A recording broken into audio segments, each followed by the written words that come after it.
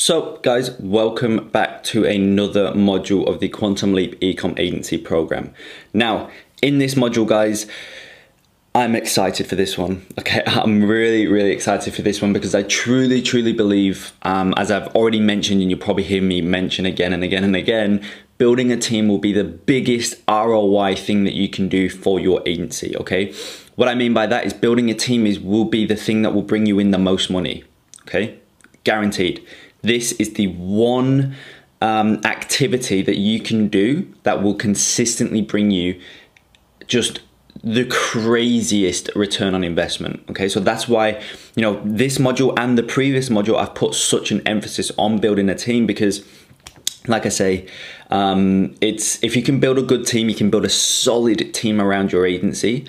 Like, there's no way that you will not be able to build a multi-six-figure agency. It will be literally at that point, it'll be physically impossible. Okay, so I'm excited for this one, guys. So without further ado, let's jump straight in. First things first, okay, I want to talk about invoicing. Obviously, you guys now know, given the previous module, you know how to build a team, you know how to find one, you know how to find the perfect fit in terms of interviewing them and, like I say, physically finding them and whatnot. So before we jump into how to manage a team and really like how to become a great leader and become, you know, an actual just good boss, essentially, you know, but, you know, as I say, really it comes down to how to become a good leader. Let's just talk quickly about invoicing because, like I say, last module we figured out how to find the team members, but we didn't really talk about pricing and how much you should be paying them, etc., etc. So as I say, first things first, you should be paying your team member you should be paying your team member on a per client per month basis. Okay, that's how you want to be paying them.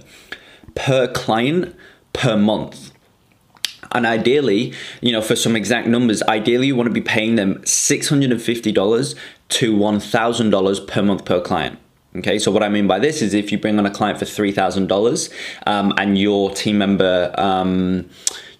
member says that he wants or she wants $700 per client per month, well, in that scenario, you would obviously get your $3,000 from the client.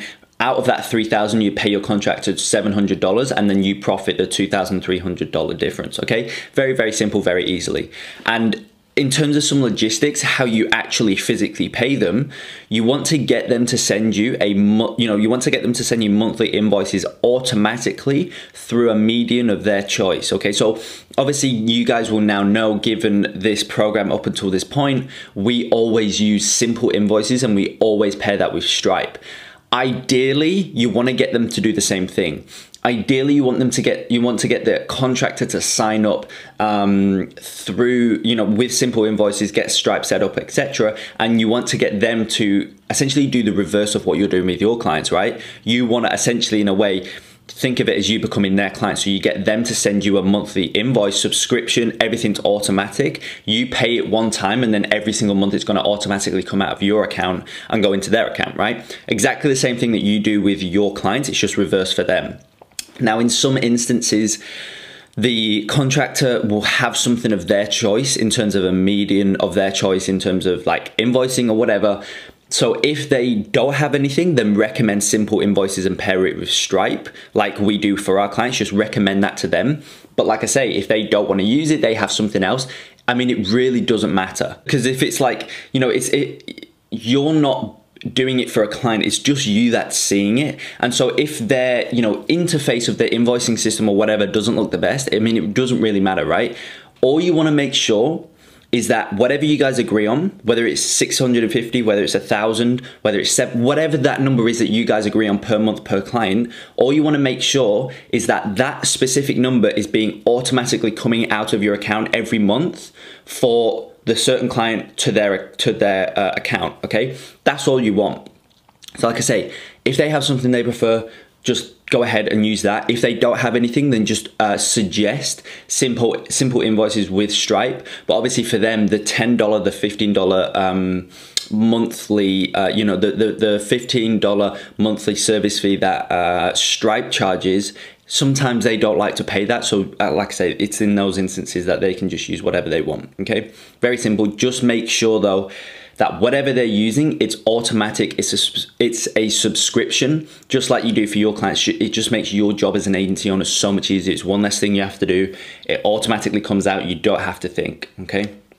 So let's now that we've got invoicing out of the way, let's move into really just becoming a leader and, you know, just ensuring that you're being the best CEO of your company as possible, okay? And by building a team, like I've already said, it will be the single highest ROI activity that you do within your agency.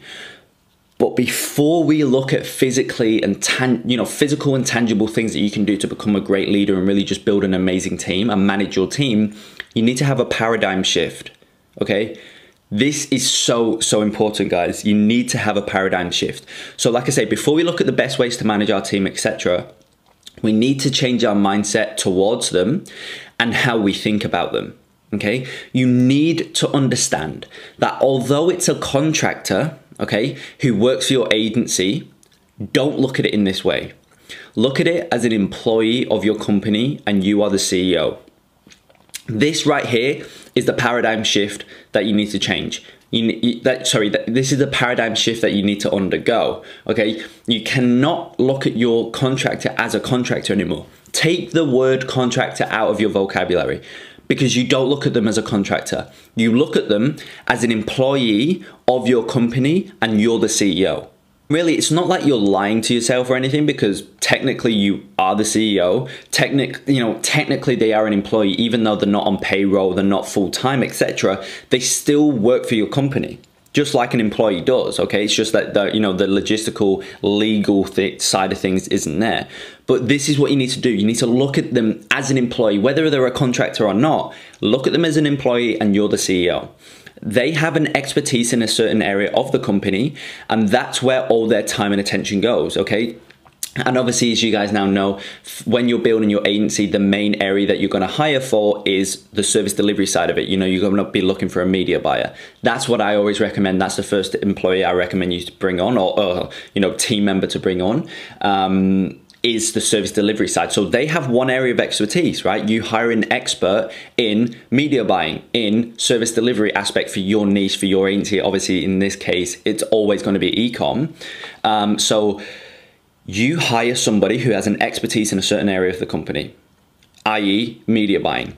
Media buying is where all of their time and attention goes. They don't look at leads. They don't worry about, bringing on new clients or whatever, because that's what your job as the CEO, as the owner is.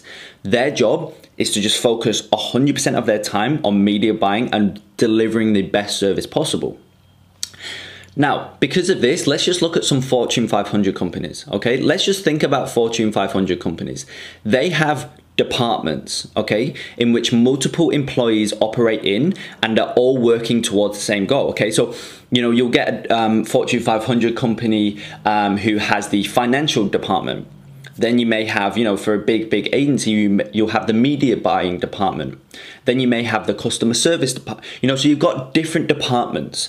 And, given that you've got different departments, even though they're working on different things, they all focus their time and attention on completely different things. They're all working towards one unified goal. They do not get percentages of the client's retainers / company profits. Rather, they are on a flat rate. Okay, and this is something that I get asked all the time. People say, "Oh yeah." I've brought on a media buyer. He said that he will charge me $500 plus 10% of the client's retainer. Or others just say, oh, I didn't get a flat rate. It was just 30% of the client's retainer. Like, guys, this is what I'm trying to say with the paradigm shift. You need to undergo this paradigm shift because I can guarantee you not one single employee, okay, of Fortune 500 companies get percentages of the client's retainers or the company's profits, right? Yes, they may get bonuses. Yes, you can do bonuses for your team, incentivize them, but that's on your behalf. That's not something that's set for every client they bring on. You get 10% or something. It's just not right. You need to get you have to get your team members and whatnot on flat rates, okay? And look, another thing of Fortune 500 companies and the employees of those companies, they know what they are doing, as they have daily meetings with managers and the team to discuss what's going on / what needs to be done and what the goals are for the following day, week or month. Everybody knows what's going on. Despite the department that they're working in, everybody knows what's going on. They know what they need to get done. They know what the goals are for the following day, for the following week, for the following month, etc. Okay? Really, guys, before we move on, you have to take a leaf out of Fortune 500 companies' books. You have to take a leaf out their books, because this is the paradigm, this is the mindset that you need to have with your agency. Stop looking at your agency as you are the owner and you have contractors working for you who are on 30% of the client retainer. Like, you will never build a real, legit, long-term, sustainable business with that mindset. And you guys now know, like, stop, you know, I've said this multiple times, to not look at, you know, 5 months, to not look at five month stints, rather look at 5-year stints. Okay, and having this paradigm shift, undergoing this paradigm shift, will really help you in the next 5 years as opposed to the next 5 months. Okay, now this is how you need to start operating your agency. Stop looking at your team members as contractors, rather as employees of your company. Okay, this mindset shift will allow you to have an entirely different perspective on your agency, and will not only help you in finding the right team members, but will also help you manage them far better. Okay. So this is really all it comes down to. You need to be a leader, okay? Be a leader, guys. You need to become a leader and CEO in which your team members look up to and respect. And really, the main way in which you will get respect is how you manage them, okay? This needs to be your sole goal for the for you know, building your team and whatnot. You need to become a leader, and you need to become a leader in which your team members look up to and respect. And like I say there again, the main way that you'll actually gain the respect, the main way that you'll get your team members to look up to you and respect you, is by managing them properly. And look, just like we don't want clients who micromanage us as an agency, you can't micromanage your team members, okay? As we've already gone through, we've gone through the expectations and really how to find the perfect client and our ideal client avatar and whatnot. And obviously one of the main things in that is ensuring that we don't have clients who micromanage us. And we've got to carry that same thought process over to our team. We cannot micromanage our team. We cannot do that, because otherwise, as I say, you know, it's just not going to work. You need to give them the freedom to operate how they want to, but make sure they don't fall off track. And really, this is where becoming a leader, this is where being a leader comes into play. Okay, you need to give them freedom, but you also need to make sure there's some boundaries there so that they don't fall off track. Okay, and so communication. This, being a leader, giving them freedom to operate, but making sure they don't fall off track, all ties in with communication. Okay, so communication is vital within your own team, right? We're excluding clients here.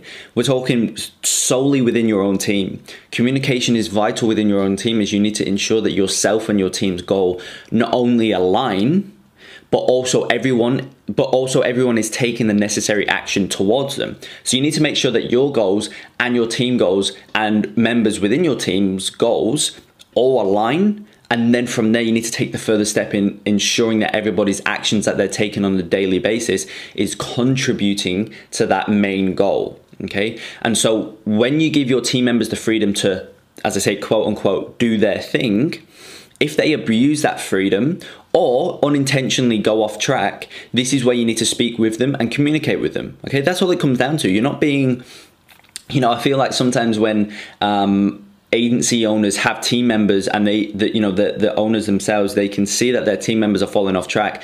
They don't ever like go ahead and communicate with them because they feel as though they're being that like boss that everybody hates or whatever. It's nothing to do with that. Because as I go on to say there in the last point, majority of times your team members won't be doing the, again, quote unquote, wrong thing on purpose. So really, they just need some guidance from you as the owner. Like, they may just genuinely think that doing this, whatever it is, right? Doing this thing is gonna be the best way to get to the main goal, or doing this thing is what they need to be doing. They just may think that, but it's actually you know, in your eyes, it's not the right thing to do, or it's not aligning with the goals that you've set. So just speak with them. And as I say, this is why communication is vital, because you need to make sure that everybody knows what they're doing. You need to make sure that everybody's got the same goals. You need to make sure that everybody's enjoying what they're doing. And if they've, you know, you also want to make, basically guys, there's a book called Principles by Ray Dalio. And in that book, he talks about building an idea meritocracy, okay? And that basically is where people can, within a team, despite the owner themselves giving the ideas, people within the teams can also, you know, expose their ideas and talk about their ideas that they have that they think will be able to contribute even more to the goal that you've set. So you want to make sure that you're, you know, letting your team know that they have these things that they need to do, they have these boundaries, but also let them know that they can speak up and they can give the ideas themselves as well. Like, it's on a constant basis that one team member I'm thinking of right now, my media buyer, he's always saying his ideas, right? Because he knows he can. I'm not one of those, you know, again, quote unquote bosses who are like, no, it's all my way, my way, my way. Definitely not. You don't want to be that. So my team member, as I say, my media buyer, he knows that, like, if he's got an idea, tell me. I want to hear it. You know, I've not got an ego. I want to hear other ideas that will further help contribute to the main goal of my agency, okay? So look, here's really the main purpose of having a team, right? The purpose of having a team is that, you know, many people just think that when they get a team member on board, they can just offload the work to them, okay? And then they can forget about it and move on to something else within the business, okay? That's what they think the purpose of having a team is. They think, okay, I'm gonna bring a team member on board so that when I sign on a client, I can give all the work to them and then I can focus on something else. And while this is partially true, it's not the mindset that you should have as a business owner, okay? Yes, you bring the team member, you know, you bring a team member on board to enable them to, you know, handle part of the work and take over. But your job as the owner in these scenarios is to give them the freedom they need to execute on the work, but simultaneously, you need to be watching from afar and managing them in the distance. Okay, so you don't bring a team member on board, then just give them all the work and then just forget about it and move on to the next client and then do the same thing. No, you don't do that. You bring a team member on board, okay? You give them the work, you tell them what's going on. Probably you know, if you're following again this program as you should be, they should be hopping on the initiation meeting, the onboarding call, and going through everything. And then yes, you let them take over. But you need to be watching from a distance and from afar and managing them, okay? So let's look at managing, right? Perfect segue. Let's look at managing. When managing your team from a distance, you are able to get a holistic view as to what they are doing and whether that is contributing to the goals you have set for your company, okay? And, you know, as I've mentioned, if they start veering off track, you will be able to see this, and that's when you need to approach them and walk them through what you're seeing and what they need to do in order to get back on track, okay? Very easy, very straightforward. And this also ties in with micromanaging. You need to be standing from a distance and watching from a distance, not on them every single day, messaging them, asking them all these questions all day, every day. That's micromanaging, guys. We don't want that. We don't want our clients to do that to us, and we don't want to do that to our team members, because you've got to put yourself in their situation. Like, if a client starts micromanaging you, you'll hate it. You can't do it. You can't do what you can't do what you've said you'll do. You can't execute your service properly. It's just a terrible, terrible relationship to have. Your team member will be feeling the exact same if you start to micromanage them. So you need to, as I say, step back, watch from a distance, as this will give you a holistic view. And if you start to see that they're veering off track, they're not doing this, they're not doing that, whatever, just simply approach them, walk them through exactly what you're seeing, and walk them through what they need to do in order to get back on track, okay? And I really like to kind of refer to this whole thing as tug of war, okay? So when playing the game of tug of war, there are two teams who pull on either side of a piece of rope, and each team is pulling as hard as they can in opposite directions, which results in the entire group not going anywhere, right? And obviously if you're not familiar with tug of war, I mean, that's kind of exactly what it is. And if you are familiar with tug of war, you'll know what I mean. Like, there's two groups on either side of a big rope, and each group pulls the opposite direction, right? But if you watch from afar, like, they're not moving anywhere physically, they're not making any distance, rather they're just stood in one spot and they're just trying to pull as hard as they can. So this is exactly what happens within a company when the employees and management's goals don't align. Okay, everyone is working super hard, but they are not getting anywhere as everyone is trying to go in different directions.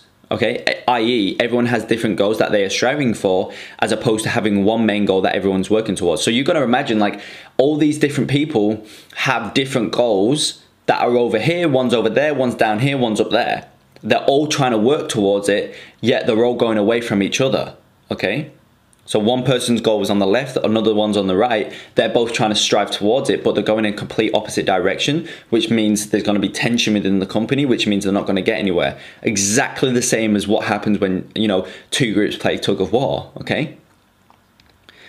And so what you need is a train, okay? And I know, guys, you're probably thinking, what am I on about? But you need a train in your company. With a train, on the other, you know, in comparison to tug of war, with a train on the other hand, although there being multiple operators and workers on the train at once, they all have the same end goal for that train, which is to get to the next stop, get to the next destination, right? That's the main goal. They set off in one destination at one stop, and everybody on the train, all the operators, all the workers and whatnot, once they get on that train at that specific stop, they all have one goal that aligns with everything, that is to get them to the next stop or the next destination. And this is how you need to operate your agency. All workers, okay, i.e. team members of your agency, need to have the same goals in mind so that everybody's working towards the same destination. Okay, the way you do this is by managing your team from afar and ensuring that everyone is staying on track. And if they start to veer off track, you need to ensure you speak with them one-on-one and discuss what they're doing wrong and how they can fix it, and, you know, basically improve moving forward. Okay, like I say, really that's all it comes down to. You want to have one North Star, one main goal that all of your team is focusing towards, that we're all going straight to that one North Star, okay? As opposed to having multiple goals within your agency that everybody's trying to focus on. And then that, as I said, is where tug of war comes into play. And you guys now know we don't want tug of war, we want a train. So let's look at daily communication, okay? So obviously, guys, I know you're probably thinking all this stuff is just not tangible, it's not practical, it's just more mindset and having that paradigm shift. And, you know, I went kind of a slightly off track in terms of looking at Fortune 500 companies and big companies with different departments and whatnot.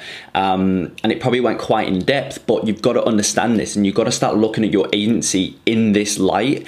And as I say, like, whether you've got 3 team members or whether you've got just 1 team member, you still need to have communication with them. You still need to be managing them from afar and really just seeing how they're going. You still need to have one goal or a few goals that everybody knows about.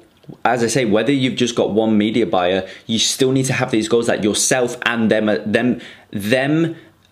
they themselves, okay, you're both still working towards one, you know, you're both still working towards one goal. Okay, and as I say, you need to do that whether you've got 1 employee or 1 team member, I should say, or whether you've got 3, 4, 10, 20, whatever.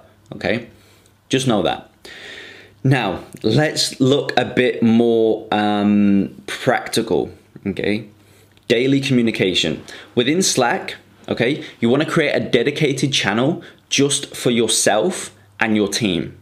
Okay, so obviously, as you know, in the previous module, where we talk about communication for your agency, that was based around clients. So you, obviously, as you now know, you want to create individual channels for each and every client, but also in that same process, the same way you would for a client, for a new client. As again, if you don't know what I'm talking about, go back and rewatch the communication module.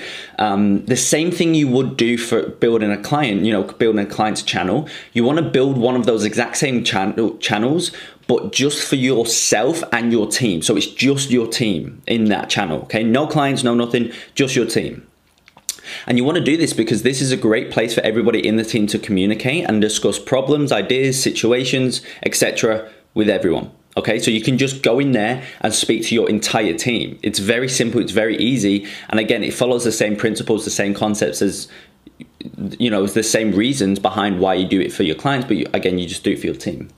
And in addition to the channel for the entire team, you also want to have separate direct messages with each individual of your team. Okay, and as you now know as well, referring back to the communication module, you need to go and watch that if you don't know what I'm talking about. But if you've seen that, you obviously know as well that this automatically gets created within Slack under the direct messages tab. Okay, you don't need to create a channel, you don't need to create anything, because within Slack you automatically get a section over on the left at the bottom where it says direct messages, and that's automatically created with individuals. Okay, so this is so yourself and your team members individually can have personal conversations about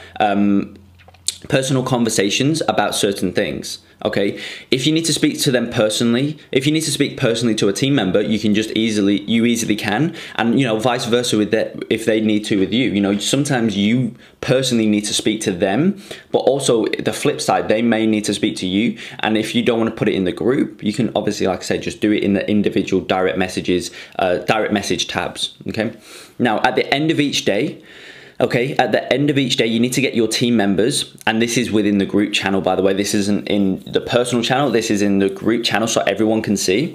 You need to get, at the end of each day, you need to get your team members to write 1 to 5 sentences on what they have done for the day and what their plans are for the following day, okay? As for your media buyers, they need to follow this same structure, but for each individual client they are working with. Okay, so like I say, at the end of each and every day, you need to get each and every team member to send over 1 to 5 sentences about what they did for that specific day and what their plans are for the following day. But conversely, for your media buys, they need to do the same exact thing, but they need to follow this for each individual client that they're currently managing. So if they have, you know, 5 clients, okay, they need to send over 5 to 25 sentences, because that means, you know, 1 to 5 sentences for each individual client. Okay, now let's look at team meetings. Okay, team meetings are vital, because just like Fortune 500 companies have team meetings daily, we want to do the same thing.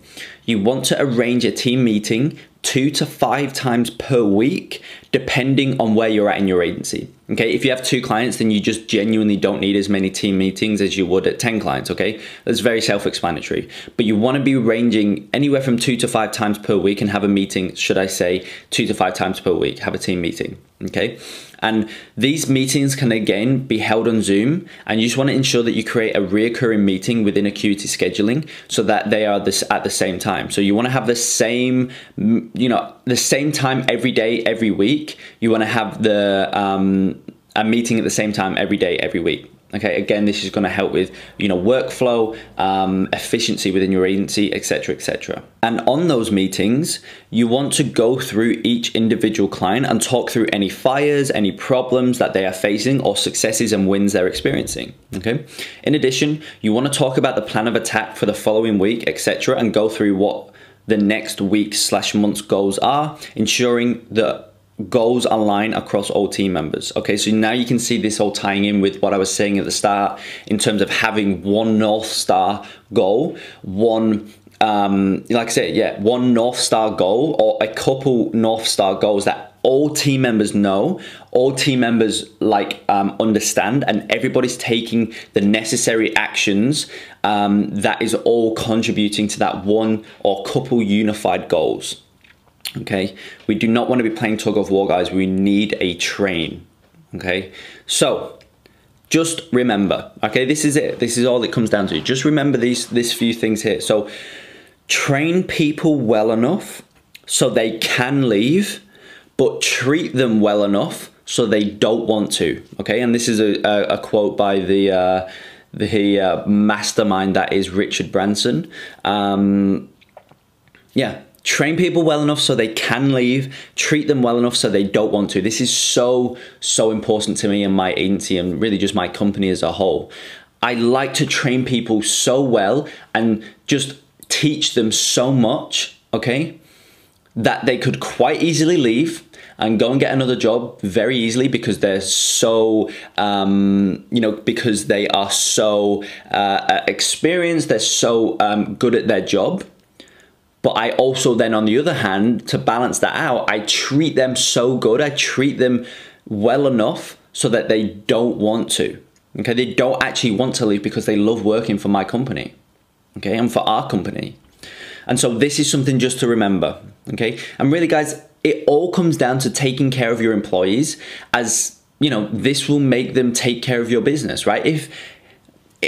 If you get a team member, an employee, a contractor, whatever you want to call it, you shouldn't be using the word contractor now because we've had that paradigm shift. If you get a team member who they know that you as the owner care about them, they're just naturally going to care about your business. They're naturally going to go above and beyond for each individual client because they care about your business. They almost feel as though your business is their business, okay? And really, guys, that's all it comes down to. That's what you need to remember. And so, look, that's everything I wanted to cover in this module. It's been a longer one, I know, but it's so, so important that you manage your team because, as I said at the start, building a team will be the biggest ROI activity that you undergo in your business, okay? By building just a ridiculously high caliber team, it's just gonna produce so much more for your business than really anything else would. And so, like I say, I know I went pretty in depth. We was talking about Fortune 500 companies, and some of the stuff you probably feel as though is not important. But when you start building out your team, you will honestly come back to this module, and it will make so much more sense to you. And so, like I say, watch the previous module. That's how you build your team. That's how you find them. That's how you really just find the perfect team member. And then once you've gone through that, now you know how to manage them because we've gone through it in here as well. And so, guys, as you know, this program is in chronological order. It's in a specific order. And so make sure you're following it step by step, module by module, because it's like that for a reason, okay? But guys, look, with that being said, that's how I go about managing my team. And so, like I say, with that being said, I hope you enjoyed. And without further ado, I will see you in the next module.